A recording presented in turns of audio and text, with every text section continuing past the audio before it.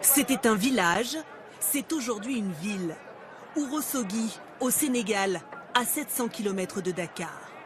20 000 habitants qui ne doivent qu'à eux-mêmes leur développement économique. Ici, on ne compte pas sur l'aide internationale. La plupart des infrastructures, c'est aux habitants partis travailler à l'étranger qu'on les doit. Ce dispensaire flambant neuf, avec des équipements modernes. Des quartiers entiers qui se construisent. Et depuis 4 ans, pour la première fois, un lycée parfaitement aménagé. Bonjour. Voilà, ça c'est une classe de terminale. Asseyez-vous, s'il vous plaît. L'établissement accueille 800 élèves de la première à la terminale. Et le proviseur est fier de leurs bons résultats. Je crois que chaque année, quand même, nous sommes au-dessus donc de la moyenne nationale. Coût total de l'établissement, 459 000 €. La somme a été financée à 30% par les migrants partis du village. Sur place, c'est cet habitant qui a géré les fonds pour la construction. Si c'était l'État, on peut attendre presque 10 ans sans avoir de machin. Mais avec ça, au bout de 3 ans, les élèves vont rentrer dans les classes, tout équipés. Comme pour chaque projet, tout a commencé à 5000 km d'Ourossogui, à Mantes-la-Jolie, en région parisienne. Voici ceux qui ont récolté les fonds pour construire le lycée. Ces Sénégalais ont tous quitté leur village dans les années 70 pour venir travailler en France. Moi, je suis de Ourossogui.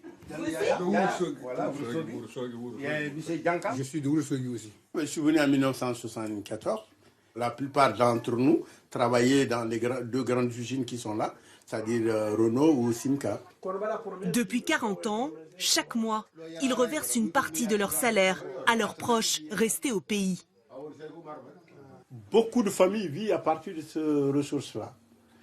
De familles avec famille ici et famille de l'autre.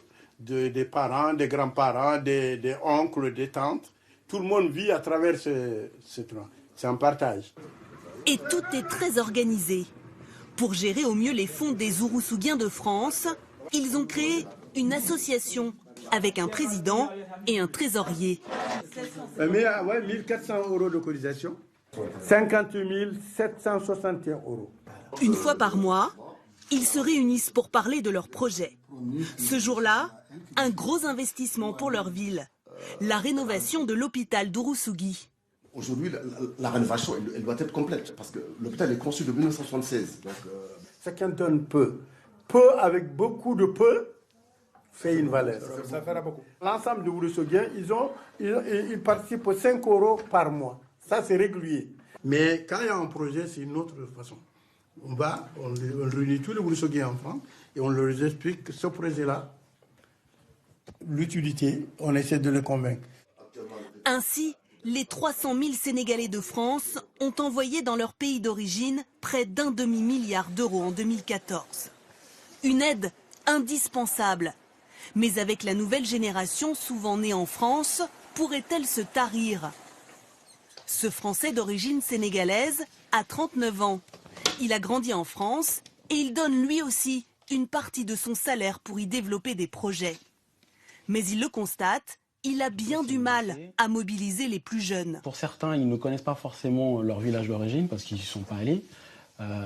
Ils sont nés et grandis ici, donc ils n'ont pas forcément cette appartenance qu'on pouvait avoir aussi nos parents. Au Sénégal, la nature même de ces projets est en train de changer. Voici l'un d'entre eux, un champ collectif de 8 hectares. L'argent venu de France a permis d'acheter cette pompe à eau pour irriguer les cultures. 10 000 €.